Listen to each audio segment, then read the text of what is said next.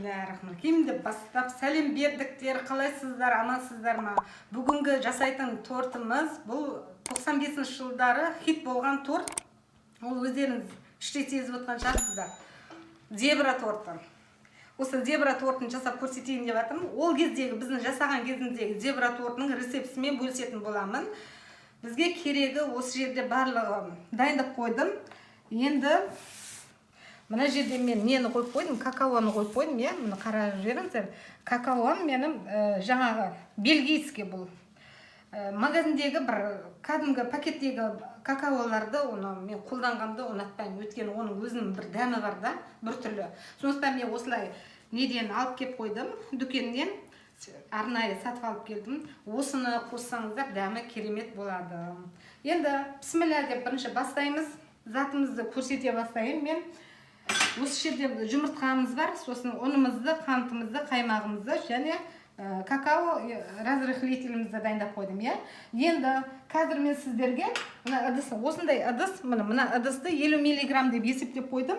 Осындай 50 мг осындай ыдыстан екі қайтара сұйық май құятын боламын.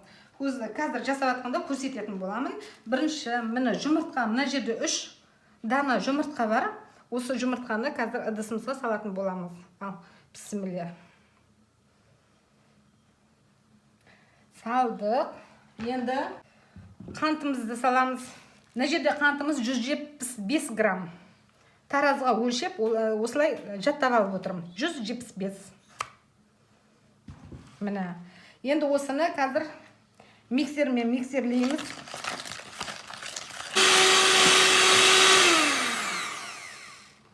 Міне жұмыртқамызды әбден езгілеп алдық, миксерлеп алдық. Өздеріңіз көріп тұрғандай. Енді бұған қазір біз қаймағымызды салатын боламыз. Міне қаймағымыз. Қаймақты примерно мен ішіндегі суы бар екен, кішкене төгіп жіберейін. Қолдың қаймағын қосып жатырмын мен. Енді бір 200 грамдай бар шығар деп ойлаймын. 200 грамм деп есептеп ала беріңіздер. Қолдың қаймағы ғой, үйде жаңа сатып алып келіп, желінбегенін осылай арасында жасап қойып отырамын да. Миксерлейміз. Бұны да кішкене еріту керек. Міне қаймағымызды қосып миксерлеп алдық. Енді ұнымызды қосамыз. Бұлай қойып қойыншы. Ұнымызды қосамыз. Содан кейін барып жайменді мына бірінші қосып алайын да мен онымды. Сосын кейін үстіне разрыхлитель қосамыз. Разрыхлитель осындай шай қасықпен 8 грамм болады. Осын 8 грамм деп есептейсіздер. Содан кейін барып миксерлейміз. Бісміллә рахман. Тағы да бір осылай жаймен тоққа қоспай. Өйткені мына ұндар жан-жаққа шашырап кетеді. Сол шашырап кетпес үшін осылай қолмен ақырындап миксерлеп аламыз, содан кейін барып тоққа қосамыз.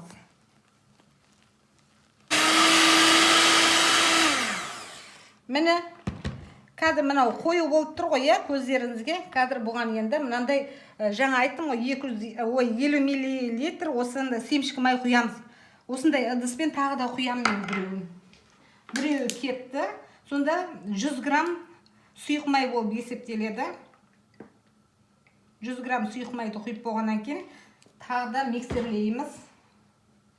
Бісміллә. Енді осыны қазір ақырында тағы да тоққа қоспай бірінші осылай айналдырып аламыз.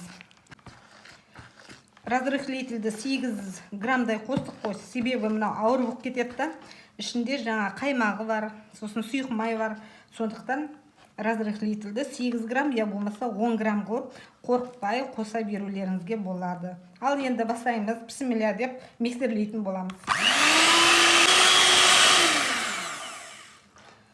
Міне қараңыздар, кәдімгідей қоймал жандай не болды.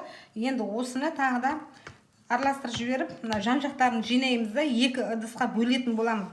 Бір ыдысы аппақ қамыр болады, екінші ыдысы какао қосылған қамыр болады. Қазір осыны екінші ыдысқа салатын боламыз. Міне дайын болды, енді екіге бөлеміз қазір. Осыны екіге бөлеміз. Көз мөлшермен бөлеміз. Біреу ақ, біреу қара болу керек, қоңыр болу керек қой жаңағы. Мынау осылай бөлдім, енді көз мөлшерімен қараймыз. Қайсысы тепе-теңдікте тұр ма, бірдей болды ма, оны қарау керек. Мынау ағы болсын, анау жоқ. Мынаны қазір какао қосамыз осыған. Мынау ақ осы күйінше қалады. Ағы кішкене көбірек болса, вида әдемі болады да. Мынау жаңағы какао қосамыз. Осымен какаомен араластырамыз. Енді какаоға келді кезек. Какао, мына бельгийский какао дедім, жаңа айтып кеттім, айтып өттім ғой. Енді осыны миксерлейміз қазір. Тағы да көрейік қалай шығады. Бір қасықпен шыға ма, әлде екі қасықпен шыға ма, соны қазір қараймыз да. Мүмкін бір қасықпен де келіп қалуы мүмкін.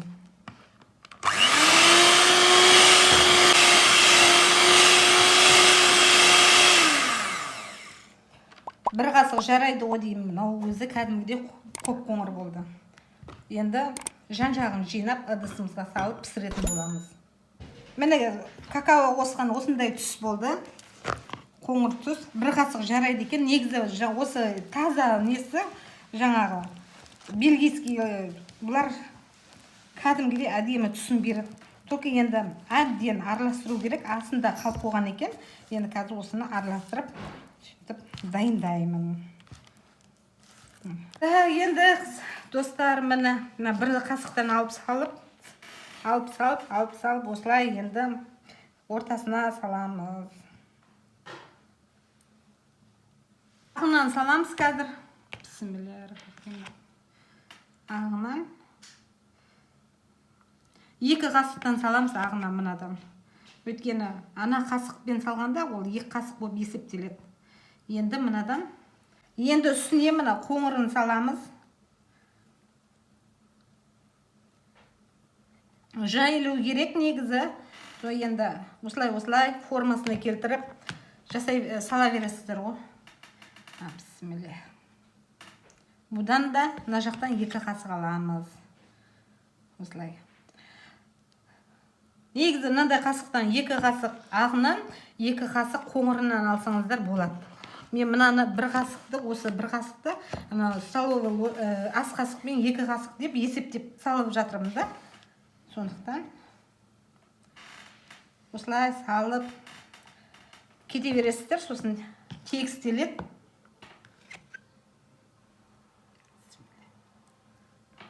Міне осылай жаймен салып жатырмын. Енді азайтып жатырмын барлығын, кішкене-кішкенеден келесіге жетсін деп. Енді мынаны кішкене жай жіберейік. Болды. Енді ағын саламыз осылай.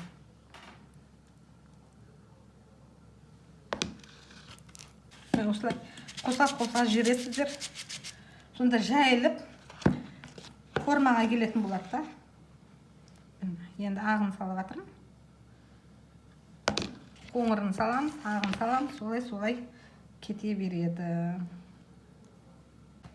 Міне ең үсті осы аққа келіп тірелді. Аппақ болады.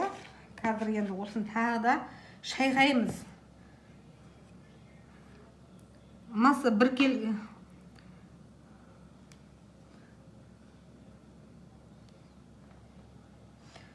келке болғанға дейін қазір кішкене қозғап жібереміз. Бұлай. Сонда несі қамыры жайылады. Осылай қозғап. Сонда піскенде бір жағы үлкен, бір жағы не болмас үшін осылай қозғап аламыз да. Кішкене бір 5 минут қойып қоямыз осы жерде. Духовкаға салмай тұрып. Міне достар, дайын. Осылай жасап қойдық. Енді қараңыздар, мына 5 минут тұрды ғой. Енді тегіс болу үшін сол 5 минут 10 минут қойып қойсаңыздар, одан кейін барып пісіруге жібереміз. Қазір духовкаға саламыз. 180 градусқа 35 минутқа духовкаға салатын боламыз. Міне дайын болды, пісіп. Енді сіздерге қазір арасын тесіп көрсетіп жатырмын. Міне ешқандай ешнәрсе жоқ. Жақсы піскен. Енді сіздерге кесіп көрсететін боламын. Бісміллә деп кесіп сіздерге көрсетейін. Міне қандай үлпілдеп тұр. Қазір міне қараңыздар. Қазір тарелкаға міне сала қоямын.